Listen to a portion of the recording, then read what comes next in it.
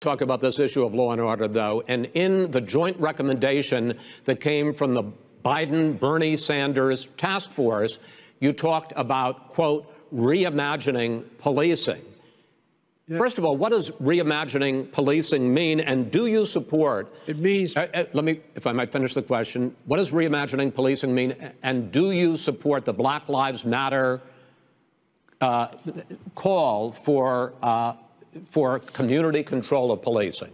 Look, what I support is the police having the opportunity to deal with the problems they face. And I'm totally opposed to defunding the police officers. As a matter of fact, local police, the only one defunding in his budget calls for a $400 million cut in local law enforcement assistance. They need more assistance. They need, when they show up for a 9/11 call, to have someone with them as a psychologist or psychiatrist to keep them from having to use force and be able to talk people down.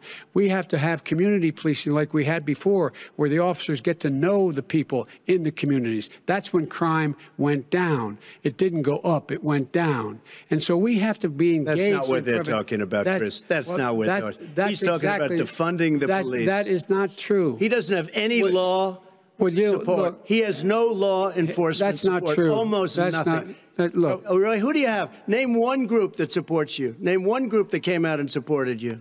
Go ahead. Look, think. We have time. We don't have time to do anything. No, think about it. Name one law enforcement group that came out and supported you. Gentlemen, I think I'm going to take back the moderator's role, and I want to get to another subject, which is the issue of protests in many cities that have turned violent. In Portland, Oregon, especially, we had more than 100 straight days of protests, which I think you would agree. You talk about peaceful protests. Many of those turned into riots. Mr. Vice President, you say that people who commit crimes should be held accountable. The question I have, though, is, as the Democratic nominee, and earlier tonight you said that you are the Democratic Party right now, have you ever called the Democratic mayor of Portland or the Democratic governor of Oregon and said, hey, you got to stop this, bring in the National Guard, do whatever it takes, but you stop the days and months of violence in Portland? I don't hold public office now.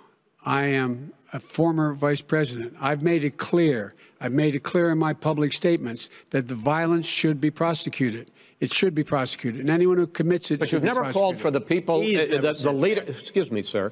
You have never called for the leaders in Portland and in Oregon to bring in the National Guard and knock off 100 days of riots. They can, in fact, take care of it if he just stay out of the way. Look here. Oh, really? Oh, really? Here's the thing. I sent in the U.S. Marshals to get the killer of the young man in the middle of the street. They shot him, and for 3 days, President Trump, Portland wouldn't do anything. I had to send in the U.S. Marshals. They took care of business. Go ahead, sir. And by the way, you know, his own former spokesperson said, you know, riots and chaos and violence help his cause.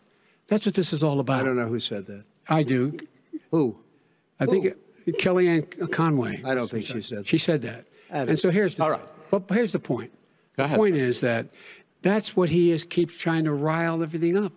He doesn't want to calm things down. Instead of going in and talking to people and saying, let's get everybody together, figure out how to deal with this. What's he do? He just pours gasoline in the fire constantly, and every single solitary time. And to end this, button up this segment, I'm going to give you a minute to answer, sir.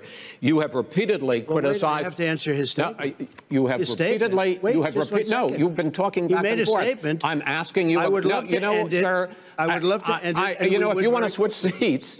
We could very quickly. We could do that, but I'd send in the National Guard. It would be over. There'd be no problem. Okay. But they don't want to accept the National Guard. You have repeatedly criticized the vice president for not specifically calling out Antifa and other left-wing extremist groups.